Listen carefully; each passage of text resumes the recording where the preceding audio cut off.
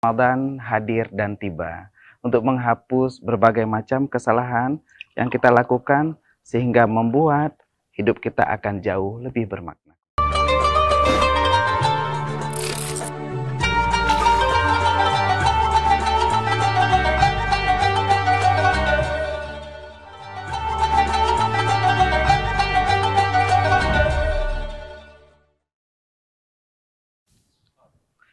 Ma'asyiral muslimin, pemirsa Puja TV yang dirahmati Allah. Selama ini kita hidup 8 bulan lamanya dan melaksanakan begitu banyak dosa yang membuat hati kita kelam dan juga menggelap karena banyaknya dosa dan kesalahan yang kita lakukan. Akan tetapi Ramadan hadir dan tiba untuk menghapus berbagai macam kesalahan yang kita lakukan sehingga membuat hidup kita akan jauh lebih bermakna kembali. Ma'asyiral muslimin wa zumratal mu'minin rahimakumullah. Saat ini begitu Ramadan tiba untuk membuat hidup kita jauh lebih ceria dan juga bersih seperti sedia kala. Maka sudah barang tentu bukanlah hal yang pantas bila kita masih mengotori bulan Ramadan ini dengan berbagai dosa dan maksiat. Ma'asyiral muslimin wa zumratal mu'minin rahimakumullah.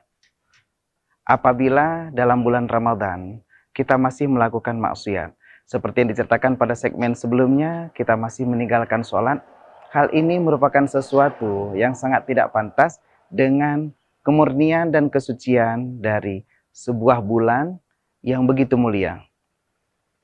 Terlebih lagi kita melakukan berbagai dosa dan maksiat yang lainnya, seperti yang sering kita dengar tentang ada dosa yang membuat pahala puasa kita menjadi berkurang, yaitu dusta. Bohong ataupun kedustaan adalah sesuatu yang sangat jauh dari tujuan kita berpuasa, la'allakum tattaqun, agar kita menjadi orang yang bertakwa. Dalam syarah Abu Daud, nomor hadis 3489, dijelaskan tentang hadis Rasulullah yang menyatakan, barang siapa yang tidak meninggalkan man lam yada' qaulaz zur, barang siapa yang tidak meninggalkan perkataan bohong atau perkataan dusta.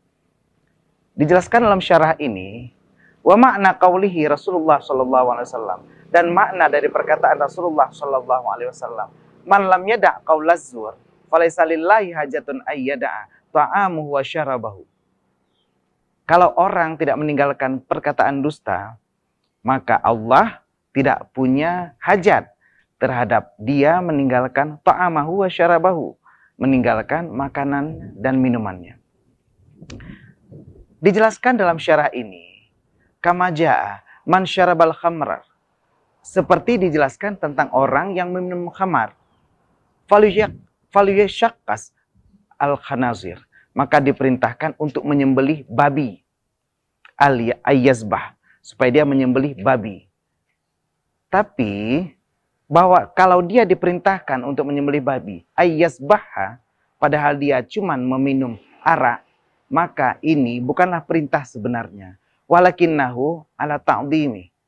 Karena ini menunjukkan kebesaran daripada dosa meminum khamar. Karena syaribil khamri adalah sesuatu yang sangat dilarang dalam agama.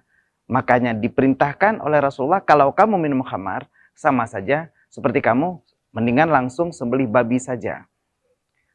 Kaman ightaba, seperti orang yang berriba, au syahida, ataupun orang yang merendahkan orang lain, au mungkaran, atau melakukan pemungkaran lainnya.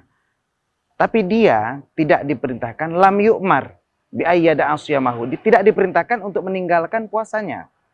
Orang yang berbohong, dalam hadis ini tidak diperintahkan bahwa kamu jangan puasa lagi. Akan tetapi diperintahkan walakinnahu bizidna bizalika, untuk menghindari demikian. Menghindari perbuatan bohong. Karena itu la yutimma ajru siyamihi, supaya menyempurnakan pahala puasanya. Jadi makna Allah tidak punya hajat, la hajata, falaisa lillahi hajatun. Artinya Allah tidak perlu kepada puasa yang bahkan sudah berkurang pahalanya karena dusta. Jadi dustanya haram, tapi puasanya tidak batal. Ini dijelaskan dalam kitab Fathul Bari, jilid 4, halaman 117. Tugas kita, ma'asyiral muslimin, pemirsa Puja TV, adalah tetap meninggalkan dusta, karena dusta ini akan mengurangi kadar pahala puasa kita. Ma'asyiral muslimin wa zumratal mu'minin rahimakumullah. Makna Allah tidak punya hajat, artinya Allah tidak punya iradah, tidak punya kehendak, tidak punya kebutuhan terhadap puasa kita. Bila Allah sudah tidak punya kebutuhan, Allah tidak menginginkan puasa kita. Bayangkan untuk apa kita berpuasa. Kita berlapar-lapar puasa, kita meninggalkan makan dan minum, meninggalkan berhubungan suami istri. Akan tetapi Allah bahkan tidak butuh terhadap puasa kita. Kalau ini tetap terjadi pada diri kita, maka sungguh bukanlah hal yang mustahil. Puasa yang kita kerjakan bahkan tiada bermakna di mata Allah. Dan ini dijelaskan dalam syarah Sahih Bukhari, jilid 4, halaman 23. Bayangkan kalau kita melakukan tentang dusta dalam puasa kita. Mungkin secara kewajiban sudah gugur. Artinya tidak lagi dituntut kita untuk melakukan puasa ulang atau mengqadha puasa ini. Akan tetapi pahalanya tidak ada lagi. Dan ini juga dijelaskan dalam cerita tentang syarah Sahih Bukhari nomor 1904, 5927, dan juga dalam syarah Muslim nomor 1151. Bayangkan apabila kita tetap melaksanakan dusta dalam bulan Ramadan ini, maka sungguh puasa yang kita jalankan, puasa yang kita lakukan, lapar dan haus yang kita alami ternyata tidak memiliki makna sama sekali. Ma'asyiral muslimin wa zumratal mu'minin rahimakumullah. Begitulah saat kita menghadapi puasa, saat kita menjalani ibadah Ramadan. Sudah barang tentu kita harus menjalani, kita harus melakukan sebagaimana diperintahkan oleh Rasulullah. Saat Rasulullah memerintahkan kita melaksanakan ibadah puasa Ramadan dengan maksimal, artinya tidak boleh ada maksiat yang kita lakukan. Jangan ada dusta di antara kita, dan juga jangan ada dusta di saat Ramadan tiba. Disinilah yang Rasulullah inginkan, agar puasa memiliki esensi, makna yang begitu dalam saat kita menjalankannya.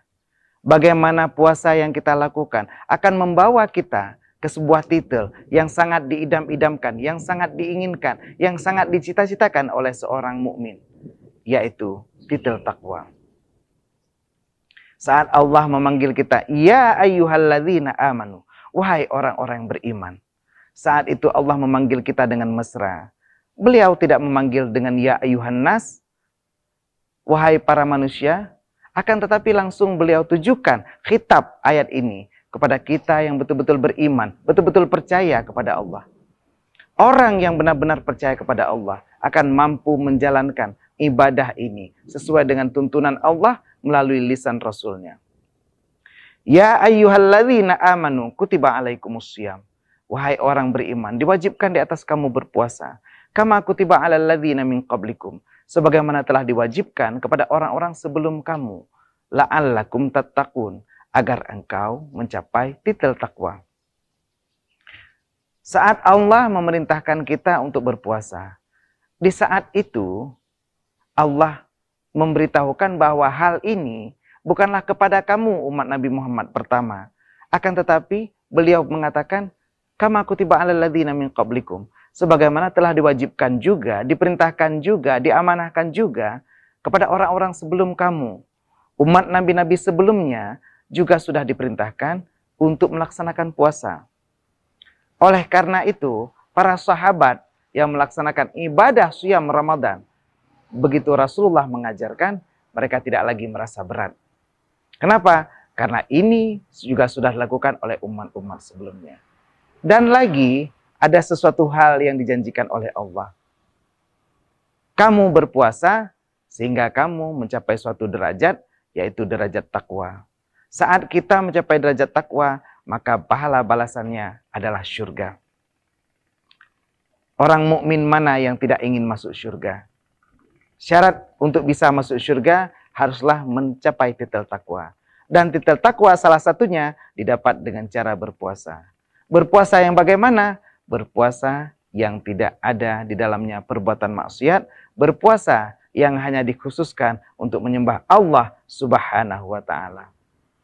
Kalau kita sudah bisa berpuasa, minimal sesuai dengan syariah, yaitu berpuasa dengan melakukan apa yang diperintahkan dan meninggalkan apa yang membatalkan puasa, hal ini minimal sudah membuat kita melakukan kewajiban.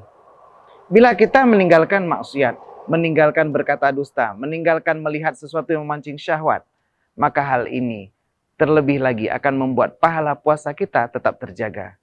Kita meninggalkan ghibah, kita meninggalkan namimah, kita meninggalkan hal-hal yang dilarang oleh Allah Subhanahu wa Ta'ala, maka hal ini akan membuat pahala puasa kita sempurna dan akan dapat kita jumpai di saat kita mendapatkan buku amalan catatan kita di padang mahsyar kelak.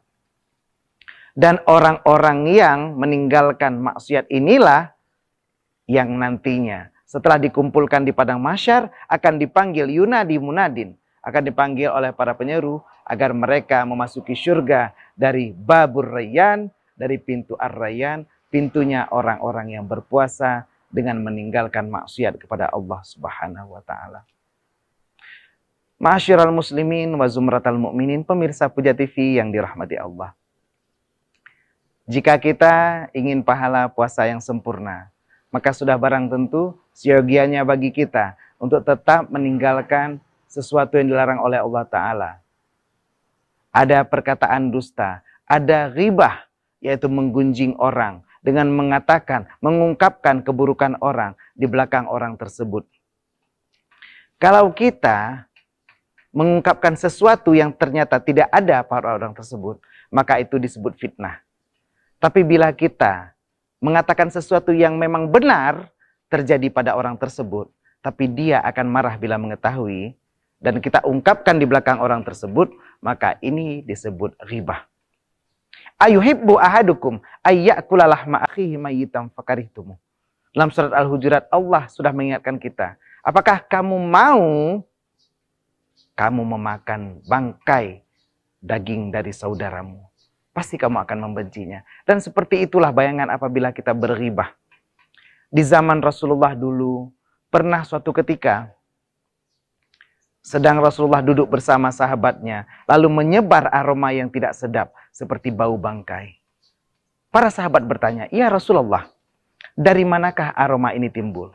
Lalu Rasulullah berkata, "Ini berasal dari seseorang yang sedang menghibah saudaranya." Semoga kalau kita ingin puasa yang sempurna, ghibah atau menggunjing ini dapat kita tinggalkan. Puasa Ramadan yang dilakukan dengan sempurna, dengan meninggalkan ghibah, namimah, dusta, dan juga mengejek saudara kita. Hal ini akan membuat pahala ibadah kita sempurna, dan insya Allah kita dapat melihat pahala ini kelak nantinya saat kita berjumpa dengan Allah Subhanahu wa Ta'ala di dalam syurga. Amin, amin ya rabbal alamin.